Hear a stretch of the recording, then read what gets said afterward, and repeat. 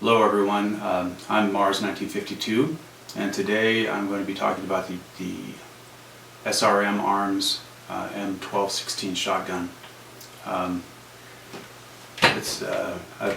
made this video over a couple days, and so you're going to see some, I'll pop in and out with different shirts on, but hopefully it'll make sense. There'll be a lot of editing. First thing I want to mention before I show you the shotgun is the box. This came in a relatively cheap box, sort of flimsy. It was damaged in transit. I would think that for how much the shotgun cost, it would come in a plastic box with molded inserts specifically for this shotgun, but it didn't. So here's the shotgun. It's a 12 gauge semi-automatic. It's got a 16 shot magazine, 4 tubes of 4. After you empty a magazine tube, you rotate it, there's another 4 available. It's completely ambidextrous. The safety can be switched from side to side. The ejection port can be switched side to side. And the charging handle can be switched. And you can do any of those combinations. So if you want to have the safety on one side and the charging handle on the other, you can mix and match as you like. Although I'm not 100% sure of that. I'm pretty sure that all the parts are completely reversible. That is not clear in the owner's manual. It just says check the website. So I checked the website and I couldn't find anything mentioning reversing these parts.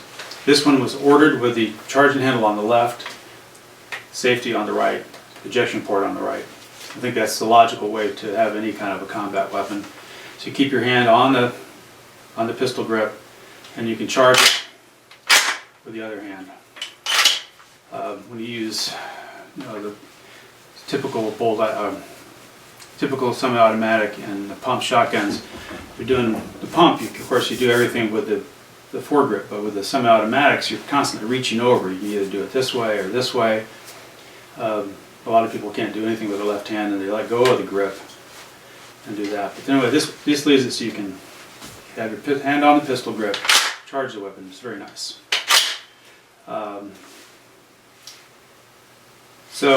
Alright, so let's see what else we have. Got the Picatinny rails, top, bottom, and sides. This sling mount and at the butt stock and about right here. I would really like to have a midpoint sling mount for this, and I can't really see any way to add it. But that's too bad. Alright, the other thing is it's not threaded for choke tubes. I asked SRM Arms through the dealer to thread it for choke tubes. They said no, they don't want to do that. Alright, why isn't every shotgun sold? Why doesn't it have threaded for choke tubes? And there's no reason why there can't be a standardized thread too. You shouldn't have to buy a special threaded choke tube for every brand of shotgun. You know, of course, everyone wants you to buy their stuff. That's why they don't do it, really. It's all about money, but we as consumers drive that. If we let them get away with that, SRM said that if I thread the barrel, I'll avoid the warranty on just the barrel. The rest of the gun warranty is in good shape. The magazine releases by pushing the button in the front. It is a little bit hard to get it to go back together. In the owner's manual, they show a guy reaching across the top and squeezing it like this to get it to go. But you can imagine if you've just emptied a 16 round magazine, this barrel's going to be a little hot. So you've got to, even this will be hot. It just doesn't want to go up in there easily. So I looked this thing over, trying to figure out why it was so hard to get it out, or get it in. And you're not going to be able to see it, but right here, there's a nipple from where this part was injection molded. It sticks out. I'm going to trim that down a little bit, and then I'll put a little insert in the video and see if it works better. Right there's a little nipple. And I think the magazine tube is hanging up on that, although it's starting to wear down already. Let me try to take that off.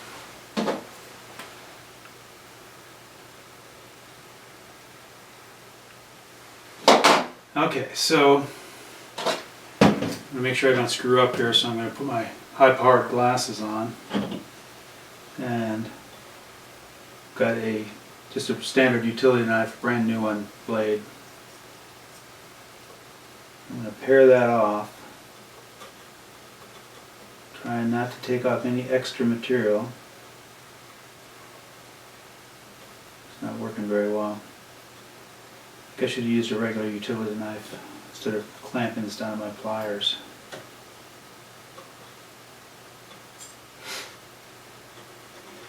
It's pretty smooth, but it's still not 100%.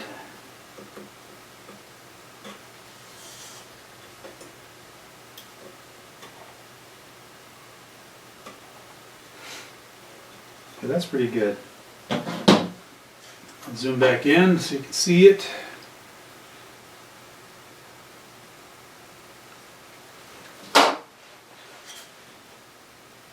Where are we right here? Right there is where it used to be. There's nothing there, nothing to catch a finger now. Let's see how that magazine snaps in there.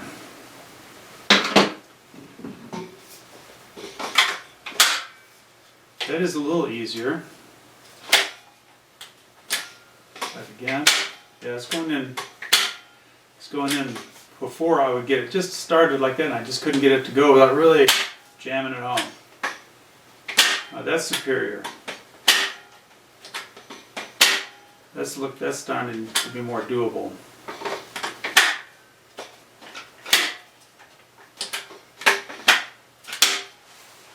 Okay, so here's where I have it upside down. Release it like this, and when you go to feed the thing in again, it's not this part, the part that sticks out the furthest, is not touching the ramp. The actual, what touches the ramp is right here, this ring. So that makes contact with it, and it's making contact with it right here. That's the place where you have the least amount of leverage. So it's like it doesn't want to go, and then you push and it'll go. See, it snaps a little bit. And then you push again, and you have to get it to overcome that ramp, which is sort of steep, and snap in place. Now, you can see it's not locked in place yet. It won't lock in place until I rotate the magazine tube into the correct position. See, there it locks in place. So, if you want to avoid having the round leap right into the chamber, and you put it in this way, where it's perpendicular to the charging tube, and slam it in, see, it won't lock in place. And if you don't keep a good grip on it, it'll fall out. So then you just have to turn it, and it locks in place. I'm not sure how I feel about that right now. It's if this was a little bit better design, and it was easier to slam that magazine tube in there without error. See, there's a lot of room. Put that up there. A lot of room for error here. You can slide back and forth and miss the ramp altogether. Get in there crooked. And as you're wiggling it back and forth trying to find the ramp, the buttons that hold the shells in place pop and the shells stick out part way. So but after a little practice, I suppose, you can get to where I can just slam that in there. The magazines change out. I have a spare magazine here. I have fiddled with this gun a little bit, but I'm not proficient with it by any stretch. The extra magazines they're of course the same as that, but they're big, clunky. You have to have a special pocket to put these in. I can't imagine, where would you put it? It'd have to be on the side of your leg, maybe? In your back? So having the extra magazine, I thought it was a good idea at first, but after I thought about it, like I said, where are you going to put the thing? You carry it around. It would be really nice if there was a hole somewhere here that you could just, when we have a few extra seconds, you could charge these magazines, get them full up. But there's not really enough space here for it, even if the material is strong enough. You can see there's just not enough space. So anyway, to reload it, you can do this type of reloading if it's open, the butt's open anyway.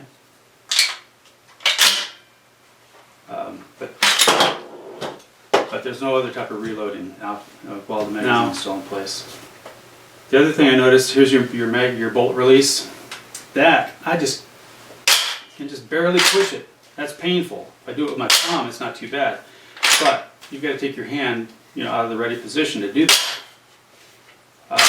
So the only way I figured out to do it fairly easily without having to take my hand out of the ready position. It's just light pressure with my index finger and pull back on the charging handle. If you had it set up right-handed, you'd have to do this. You know, reach across or reach over like that to get it to go. The other thing that it doesn't come with sights. And since this is a straight type of action, which is another good feature, all the force directs straight at the buttstock, so eliminates muzzle climb or helps eliminate muzzle climb. SRM Arms, I saw a page someplace online that said that they are offering sights. You can order them with sights now, ghost ring type sights. But I could not find that page on their website. And I followed the link to an online dealer, I think it was. They didn't have them either. The dealer that I bought this from didn't know anything about the sights. And I forgot to tell them to order me a set. I have no idea what they were going to charge, but they're probably pricey. Everything from this when I started making the video, I did not have the sights yet. So these are just UTG brand economical sights. They're supposed to be mil-spec. And I got this because it's tall. These are the tallest ones I could find. It seems to be the regular AR-15 type sights will line up just fine on this. I sighted it in with a laser sighter, a bore sight, and lined up the sights, and it seems to work pretty good. I chose these because it has, with the handle, it's a little bit sturdier, broader base. You can take more smacking around. And these are regular AR-15 sights, so it's got the flip-up aperture on the peep sight. So I can use the ghost ring part, or if I want to do some 100-yard or 150-yard slug shooting, I can pop it up to the smaller aperture. And then the front sight is the Picatinny quick removable type with a built-in laser. This thing like us, it's like $32 or something. It's incredible price for that, for something with a built-in laser. The laser seems to work pretty well, but this isn't a review of the UTG sights. What I'm trying to explain to you is that to get a good sight picture, put this thing back in here. To get a good sight picture, you've got to have your, your cheek welded to the buttstock, and that's about the right height for me. Perfect without too much adjustment. I don't have to put risers or anything in it. But if you get a low profile sight, unless you have a short distance from here to here, you're going to be unhappy. So you're going to need a high profile sight. The other thing is the trigger. The trigger has a lot of creep. I'm going to pull that, I'm going to put it on fire. And obviously the thing is empty. I've been fiddling with it here for quite a while. And I'm not likely to shoot you across the internet anyway. So anyway, it's on fire. I'll pull the trigger. And it creeps. You can feel grittiness in the creep, creep, grit, and then it snaps.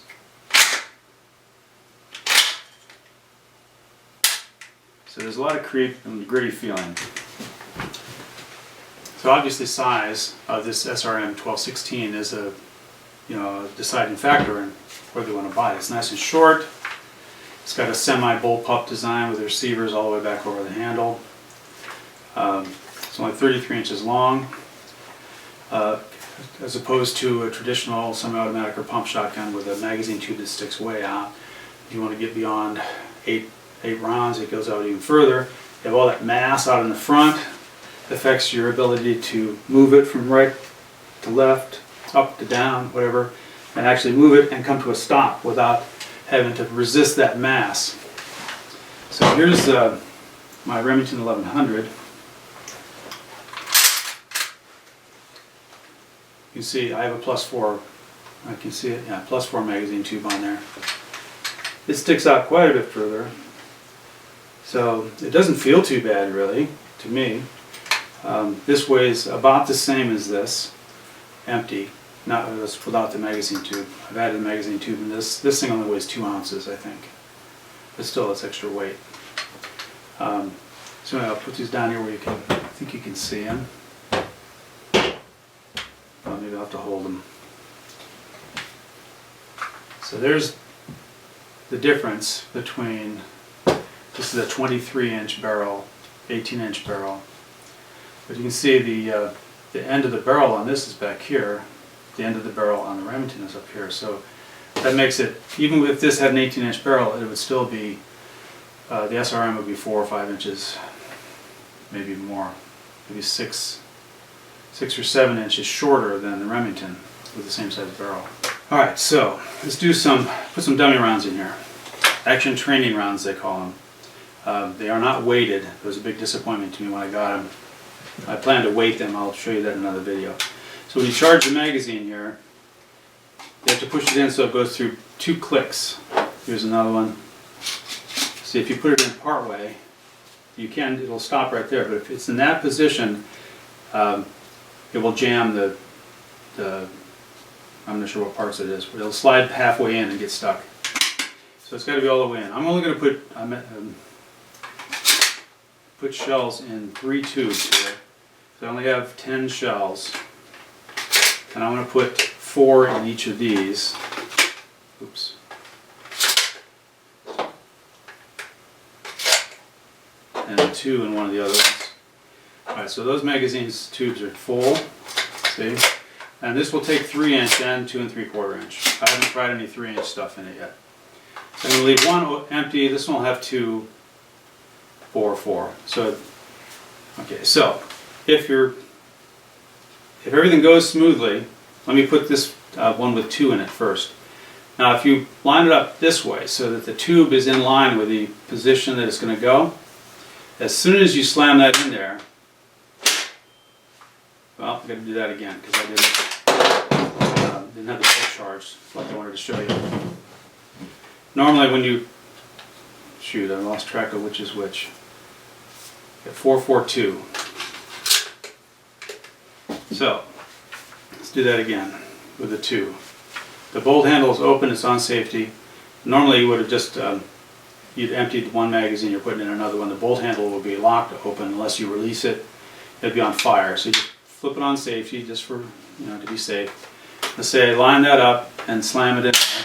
See, I didn't even slam it in and it charges. It says it'll do that. I should tell you as far as charging the magazine, charging the bolt by loading it with the bolt pulled back,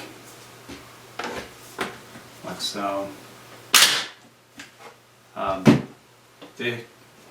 Even though on the videos that they show how fabulous this gun is, they show them loading magazines like that and it's instantly ready to fire.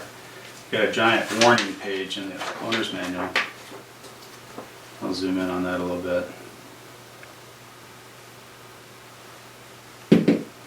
So I guess to try to make everything idiot-proof, they put this in there. So it says, do not do that. Do not charge it. Make sure the bolt, what does it say here? It says make sure the bolt is in the closed position and the weapon safety switch is in a safe position when attaching the magazine. This weapon incorporates an auto-loading function and shells will automatically load when the bolt is open. Then it goes on to say read the manual. So it's a function that's there, but they don't want to take any responsibility for it. Which in this litigious day and age, I can't blame them really. So this is what they want you to do. Put a shell on each one of these. Dummy shells, of course. What they want you to do is, say you've run out of ammo, you take that out, you have an open bolt. They want you to close the bolt and flip it to safety. Then you can put this in. So then you're going to have to charge it, flip it back on fire. I suppose that's a good practice if you're at the range, or maybe, I'm not sure what else you'd be doing, whatever else you want to do with the weapon, but if you're in a combat situation and you need a round right away, you're not going to do that. It's in. So the shell got charged. Now, it should have loaded the second shell in there when I pulled it back, but you can see it hung up. And it's been doing that. I don't know if that's something I'm doing or if it's just a design flaw or what. Now if you wiggle, just release that a little bit, wiggle it, see it'll jump in there. That's not a very complex thing. I haven't called SRM Arms yet to ask them about it. Let me get my box up here to catch this. So there should be another shell in there. There's not. I can't see it. That's another sort of a design flaw that does not have high visibility followers. I don't know if any standard follower will work in there. I haven't had this thing apart yet. I'll call SRM Arms and ask him. Anyway, you can't see the follower to see if it's empty. Switch over to the next tube. Here we go. 1, 2, 3. There should have been 4 in there. I can see it. It didn't come in. There we go. Wiggle a little bit to come in. To the next tube. 1, 2, 3. Alright, well I think that might be empty. I can't see any brass in there. So take it out. It is empty. So that's one of the drawbacks to not having the same amount of shells in each cylinder. You lose track. I'm just going to put 2 in each one. Or in each magazine tube, I should say. Alright.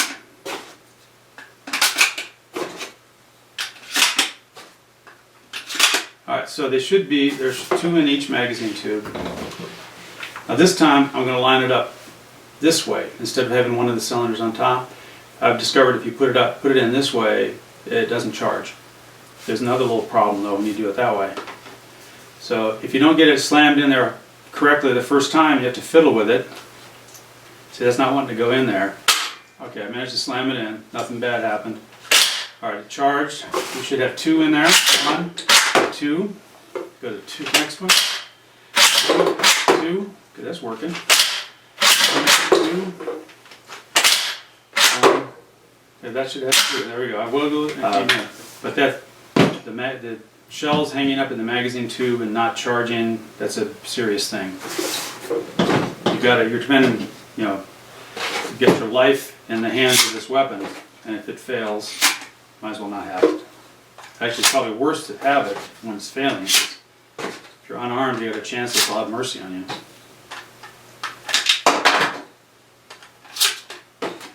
Alright, so I'm going to do it again. Here we got 4. Charge it this way. Now I'm going to try to make it do it here. Alright, here it did a little pop.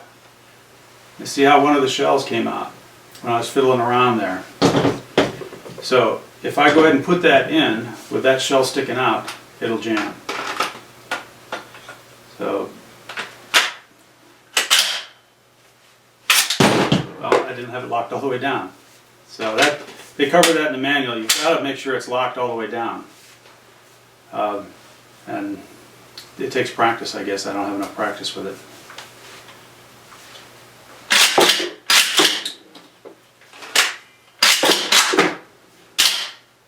Alright, so why did it go back there?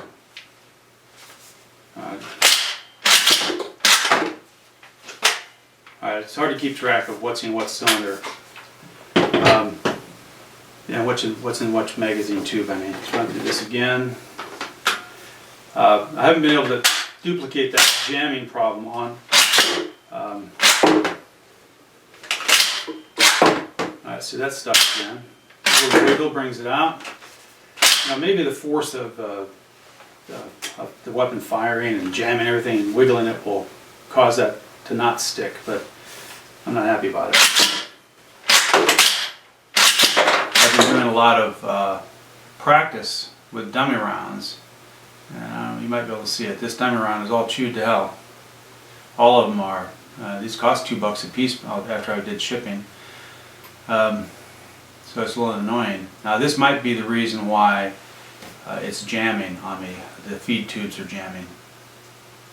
So I'm going to try it again with real shells. So I'm going to run dummy rounds through here one more time. I put 4 in each of these chambers, each of these tubes. Because no more will go in there.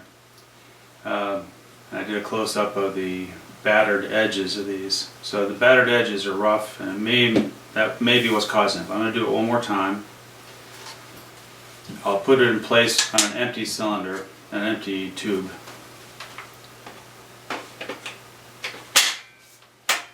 Okay. Lock her open. Get my box to catch these. See what happens. 1. See, it's stuck. So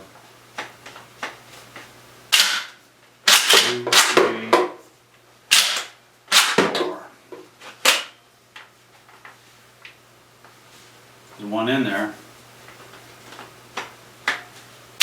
1, 2, 3.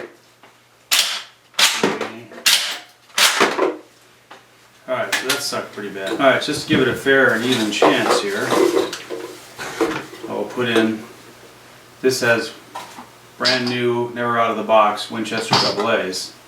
They're all 4 full. So there's 4 in each one of these. Okay. Now, I don't like to load live rounds in the house, but I'm going to make an exception here. The gun's on safe. Charging handle's open. Just make sure I keep my finger off from nowhere near it. Alright, so we got 4 fully loaded magazine.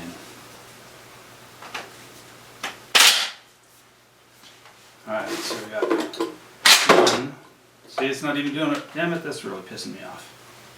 Okay, brand new shells, and it's still hanging up. 2, 3.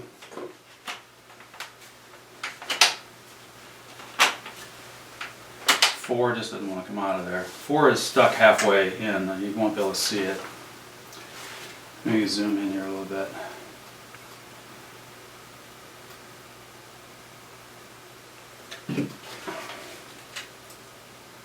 Alright, so I can get it at the right angle. You can see the silver glint in there of the shell. Alright, well,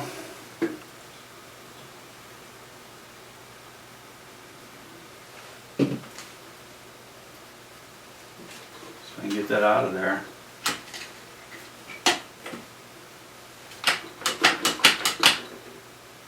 It just doesn't want to come out. Alright.